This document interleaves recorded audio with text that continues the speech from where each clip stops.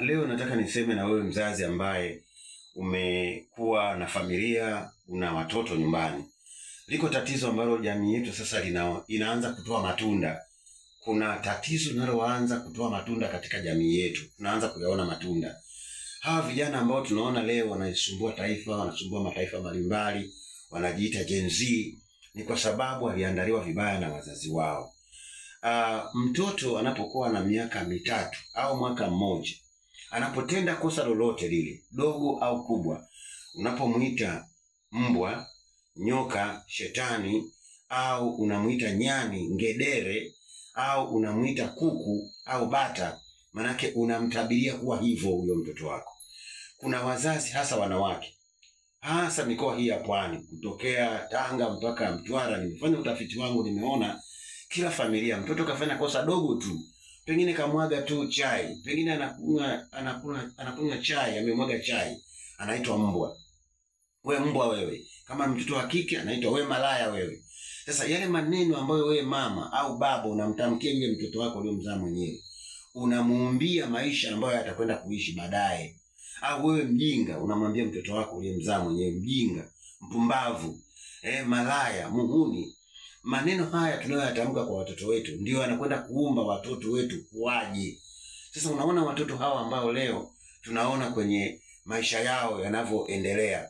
Tunaona watoto wamekuwa ni makatili, watoto wamekuwa ni majeuri, watoto wamekuwa ni wahuni, hawataki kusikiliza maagizo ya kitaifa, hawataki kusikiliza watu wazima, hawataki kuelewa mambo yanayoendelea katika jamii, hawataki amani, hawataki kuajiriwa, na wakiajiriwa mahali wanataka mishahara mikubwa kwa sababu ni hali waliotabiriwa.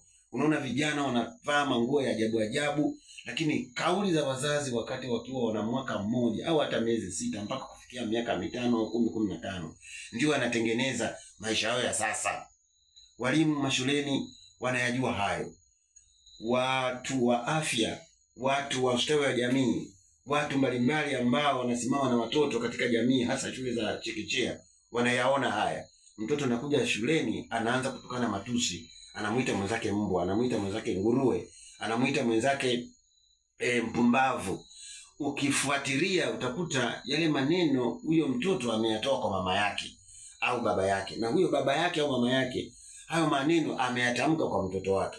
Mtoto unapomtamkia kwamba atashindwa, atafeli mtihani, mtoto mpumbavu, mjinga, unapomtukana matusi ya namna yote yale, unapomuita mtoto wako wa kike au wa kiume we malaya au muhuni, mbwa, paka, unamtengenezea maisha kama hayo baadaye.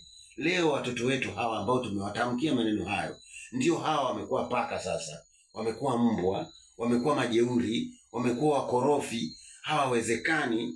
Wakitoka mikononi mwa wazazi, wanapokwenda nje kutafuta maisha, wanakuwa kama mbwa kabisa. Wanavaa nguo za ajabu. Vitoto vya kike vizuri kabisa vinavaa nguo za ajabu kabisa, vinatembea uchi kabisa. Lakini wazazi wanasema dunia imeisha. Hata dunia haijaisha, ila wewe mzazi ulimtamkia mtoto wako toka mwanzo.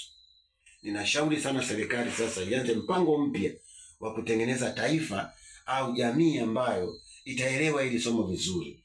Nifanyeje sijui, lakini ninachojua ni kwamba kuna serikali za mtaa, kuna mtakuwa wewe ambaye mtoto wako ni mkorofi, yuko bado mdogo, hajafikia hatua hata ya kufanya mambo yote, lakini anafanya vituko, mchukue mpeleke mtakuwa. Kupiga mtoto ni kosa. Nchi zetu za Ulaya hawaruhusu mtoto kupigwa. Wanamwandalia mazingira ambayo mtoto anajifunza, anacheza mchezo, kunakuwa na viwanja vingi vya michezo, kunakuwa na maeneo ya vijana kwenda kukaa ili wajifunze mambo yao, ili tafuta walimu ambao wamespecialize katika kuwatengeneza watoto ili wakue. Lakini watoto wetu hawana viwanja vya mpira, hawana sehemu za kwenda kucheza, wamezuiliwa kila kona. Matokeo yake unakaa nao nyumbani, wazazi wanatamkia maneno mabaya. Mwisho wa siku watoto unaozaliwa utakwenda kuzalia taifa ambalo limeharibika kabisa. Ndio maana wazazi wengi wanawapeleka watoto wao katika shule za za Kiingereza, na wanawatenga na watoto wengine, ili mradi tu wafike mahali watengwe na familia hizi, ili baadaye nayo waje kwa viongozi, kwa sababu hawa ambao mama zao wamewaita majina mabaya, hawa watoto ni ngumu sana kuwatengeneza. Ninaomba ndugu yangu ambao ni mzazi unaonitazama, naomba wewe mtoto usimpige hata kama amekosea namna gani. Mrekebishe, ikishindikana peleka mtakuwa, peleka kwa watu wa ustawi wa jamii, peleka kwa wataalamu wa watoto, watakuelekeza namna ya kuishi naye. Usimtemkie maneno mabaya, mpumbavu, mbwa, nyani, kenge, malaya na maneno kama haya mengi mengine nimeyasahau ambao wazazi wanasema. Usimtamkie, mtamkie mema mtoto wako. Mwambie mtoto wangu wewe ni mzuri, na anapokosea tafuta mahali alipokosea msaidie ili aende. Mfano mmoja, mtoto alikuwa miaka 4 anashindwa kuvaa viatu. Mama yake akachukua fimbo kumtandika ili avae viatu. Viatu kuvaa mtoto wa miaka 4 inabidi bado uendelee kumvisha viatu. Lakini mtoto huyu anaitwa mbwa, mjinga, mpumbavu, na anapobebeshwa begi anapoenda shuleni huko ameshatukana matusi yote. Mzazi mwenzangu, wewe kijana ambaye leo una mtoto, wewe dada, wewe mama, wewe ndugu yangu, acha tabia ya kutukana mtoto na kumpiga ovyo ovyo. Utatengeneza kizazi cha jenzi kibaya ambacho kitaanza miaka 2030 au 35. Mwenyewe kitakuja kurudi na kuletea shida. Mungu akubariki sana. Mungu akubariki sana ndugu yangu. Kama ujumbe umefika, naomba ulike na comment, nipigie simu namba 07157272 kwa masomo zaidi ya watoto, ili uweze kuishi na familia iliyo njema. Bye bye.